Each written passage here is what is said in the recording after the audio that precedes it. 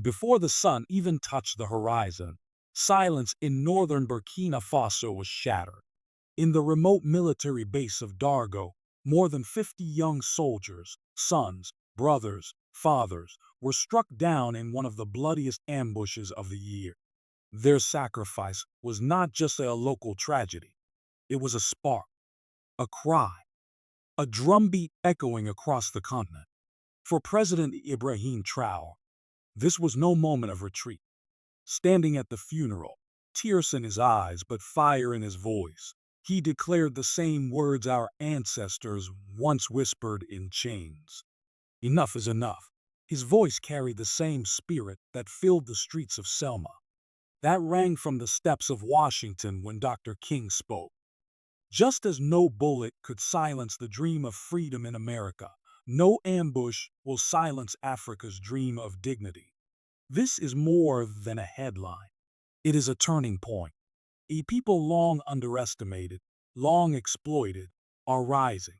And what happens in Burkina Faso today will be remembered by every African child tomorrow. Stay with us. Don't just witness history, be part of it. Subscribe now and stand with those who refuse to kneel. In the northern reaches of Burkina Faso, where dry winds carry both dust and prayer, lies the town of Dargo in Bolsa province.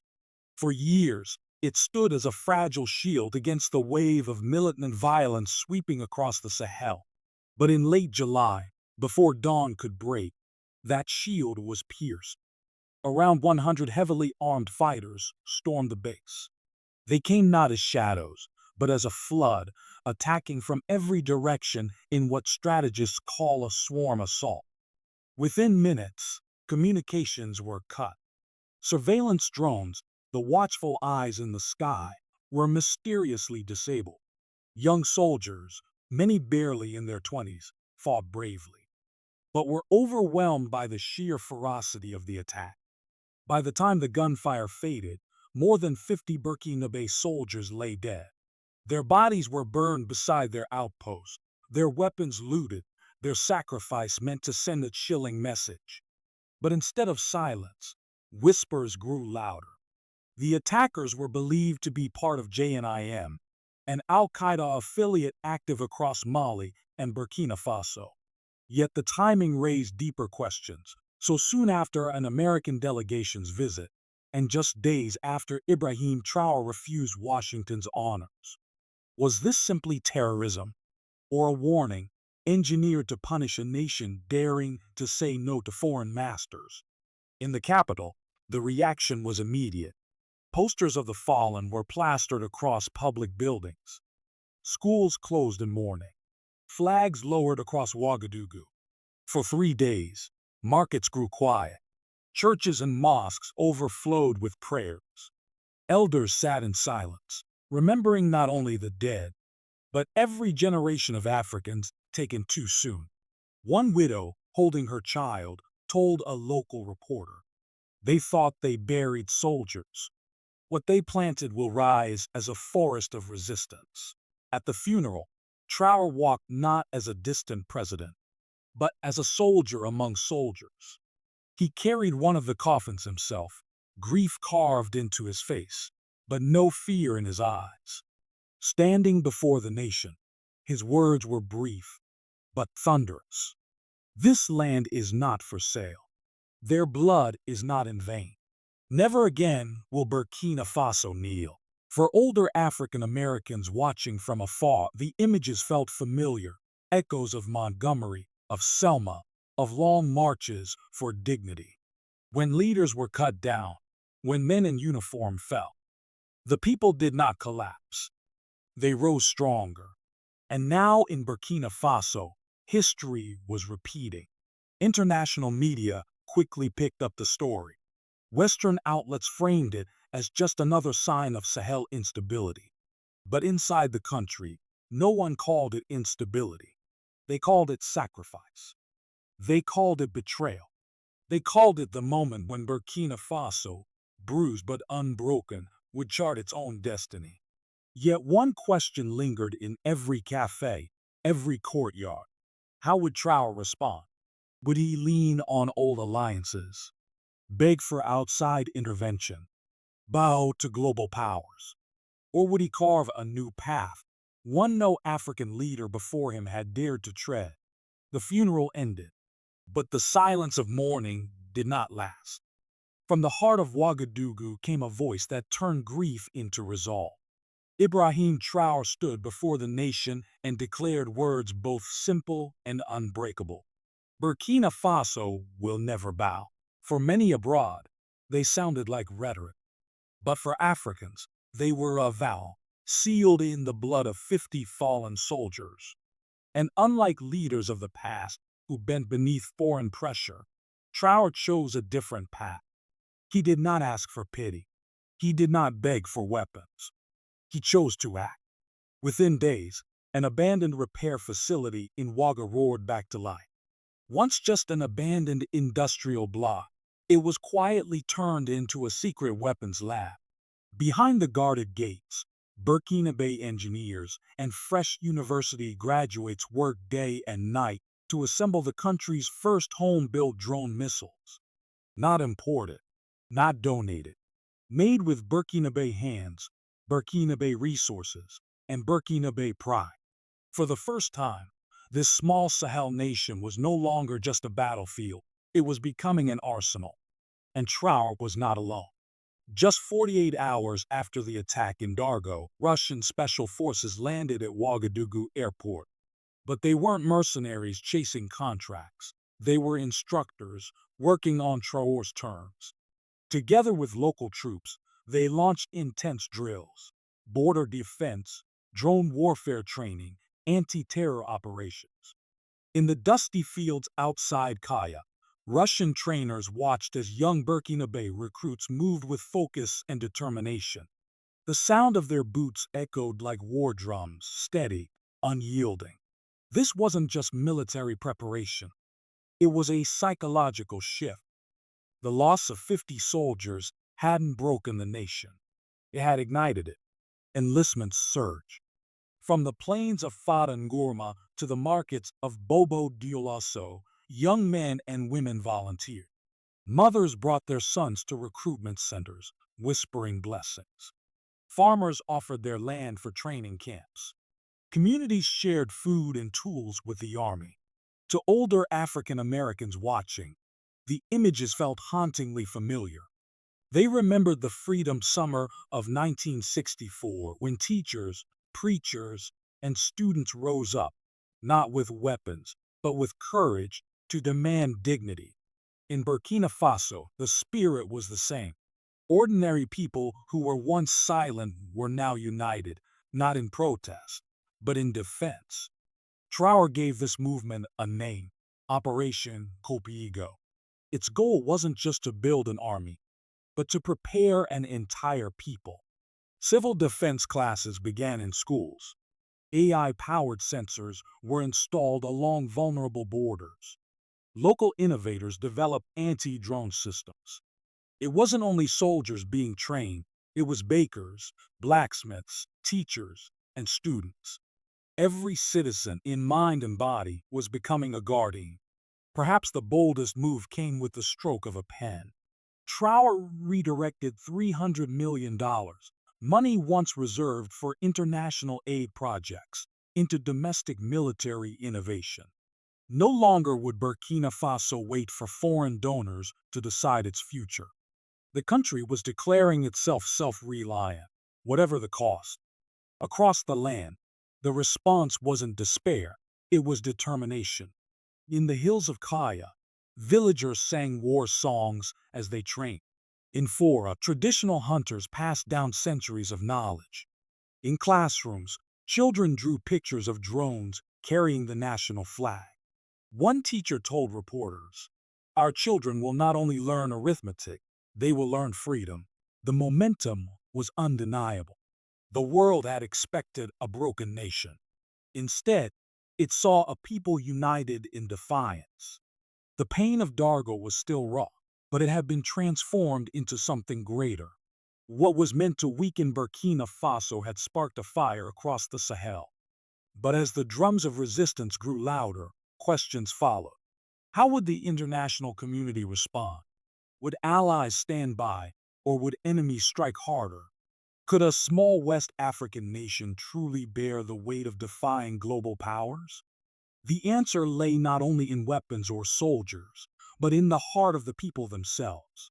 And that heart was about to be tested like never before. The attack at Dargo was meant to bring Burkina Faso to its knees. Instead, it brought the entire nation to its feet. In Ouagadougou, the capital, life slowed as the country entered mourning.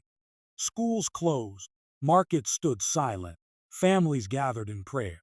For 3 days, the nation grieved as one. Portraits of the fallen 50-lined walls and lampposts. Their faces, young, determined, unfinished, became etched into the public memory. Mothers wept in courtyards. Children clutched photos of fathers they would never see again. But grief did not define what came next.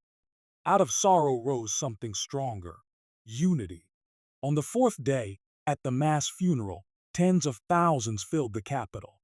Flags were lowered, drums beat slow rhythms, and choirs sang hymns that blended Christian psalms, Islamic prayers, and the chants of ancestors. The nation was not only burying soldiers, it was declaring it would never surrender. Standing among the people, President Ibrahim Traoré launched what would be called Operation Kelgo. Its strategy was bold, unprecedented. Every citizen would play a role in defense. Training centers opened in schools and town halls. Villagers learned how to spot drones in the sky, watch borders, and report suspicious movement. AI sensors were placed in remote areas, monitoring roads and farms. The nation itself was turning into a living fortress. Once again, $300 million meant for foreign aid was redirected. The decision shocked the world. How could a poor nation choose weapons over food? But Burkina Faso citizens gave a simple answer: without survival, there is no development. Across the country, ordinary people stepped into extraordinary roles. Blacksmiths forged blades for defense. Hunters shared their deep knowledge of terrain. Young women formed first aid brigades. Elders led councils to plan strategy. Musicians turned the cries of widows into ballads played on the radio. Painters covered city walls with murals of soldiers, villagers, and children holding wooden rifles beneath one phrase: never again. The most moving sight came from the schools. Children planted freedom trees, one for each of the 50 fallen soldiers. Teachers explained, their blood waters the soil. These trees will grow into the future they dreamed of. For older African Americans, the images echoed the freedom schools of the 1960s, where children learned not just to read and write, but to dream of justice. Even religious leaders stood together. For the first time in decades, Muslim clerics, Christian pastors, and traditional priests shared one stage, declaring a united national day of prayer. They spoke not of division, but of destiny. Single destiny. A nation shielded by ancestors, guided by courage, and protected under God. These were not voices of fear. They were voices of faith. And politically, the effect was profound. Traoré's government was no longer seen as a junta of military men. It was embraced as the true voice of the people. Even the opposition, once vocal, found little ground to stand on. The deaths of 50 soldiers had paradoxically given life to a new resolve in millions. Burkina Faso was no longer just another small country in the Sahel. It was becoming a symbol of African dignity. But as the unity at home deepened, unease spread abroad. If one of Africa's smallest nations could rise from such loss, what would stop the rest of the continent from following? Washington rushed to draft reports. European capitals whispered of sanctions. And Western media, who once called Traoré energetic and charismatic, now painted him as radical, defiant, dangerous. For older African Americans, this was déjà vu. In the 1960s, when the oppressed called for justice, The powerful called it disorder. And now, the same words were being used, not in Alabama, but in Ouagadougou. Behind closed doors, embargoes and aid restrictions were being prepared. The West feared extremism, but in Burkina Faso, survival had simply become the new definition of freedom. Russia wasted no time. Moscow hailed Traoré as a symbol of African liberation. Advisors expanded training, not only for combat, but for intelligence, cyber defense, and long-term strategy. Meanwhile, China tread carefully, outwardly calling for stability, but quietly sending envoys to secure trade, mining, and infrastructure deals. And what of Africa itself? The African Union remained silent, not a word of solidarity. On social media, citizens erupted with anger. Hashtags like #Mayoruan and #Africa4 itself flooded timelines.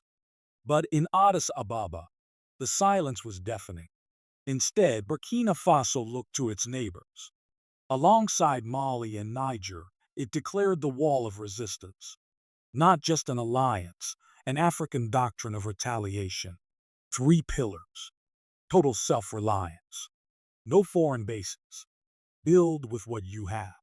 Strategic disruption, fight in economics, cyberspace, and diplomacy. Civic militarization, every citizen a sentinel, every village a stronghold. To some, this was visionary. To others, reckless. But for those who remembered centuries of subjugation, it was long overdue. As Russian planes touched down in Ouagadougou and Western analysts grew uneasy, one question thundered louder than any other. Could a small, landlocked nation truly alter the balance of global power? The answer would depend not just on weapons or alliances, but on Africa's choices for itself. Because the wall had been declared, the doctrine announced, and the spirit of a wounded nation had transformed into resolve. Yet even as unity grew within, storms gathered without. Burkina Faso now stood at a crossroads, with multiple paths ahead, each filled with both peril and promise. Escalation, sanctions, full-scale conflict, or a new dawn of independence, currency backed by gold, alliances beyond the West, and the dream of sovereignty finally becoming reality. And so the world watched. Would this be another chapter in the story of empires crushing the small, or the moment a small nation changed the course of history? What do you think? Is Burkina Faso standing on the edge of collapse, or the edge of a revolution that could change Africa forever? Drop your thoughts in the comments. I'll tell you this, the real question wasn't just about Burkina Faso anymore. It was about whether Africa itself could stand strong, united, and endure the storm ahead. The third and boldest path was true self-reliance. And this didn't just mean weapons. It meant growing food without dependency, teaching children their own history, not borrowed stories, building technology with African hands, not imported designs. It meant shifting from being a continent defined by aid to one defined by destiny. That vision scared global powers because it promised something permanent. For the elders watching from afar, this moment carried deep weight. They remembered the civil rights marches, the nights in jail, the moments when hope seemed lost. They remembered how every step forward came with suffering, and how every victory was met with resistance. And now, when they looked at Ibrahim Traoré and the people of Burkina Faso, they saw the same spirit that had carried them through Montgomery, Selma, and Washington. The faces were different, but the fire was the same. That fire burned in children planting freedom trees. It burned in the hands of mothers cooking for soldiers. It burned in the voices of musicians turning pain into song. It burned in every whispered prayer, every raised fist, every refusal to kneel. This was no longer about just 50 fallen soldiers. It was about an entire continent standing at a crossroads in history. And now, as the drums of war and the songs of freedom rise together, one question remains. Not what Burkina Faso will do, but what Africa will choose. Will it take the hard road of dignity, or fall back into the old chains of dependency? Because the next step will decide more than one nation's fate. It will decide the destiny of generations yet unborn.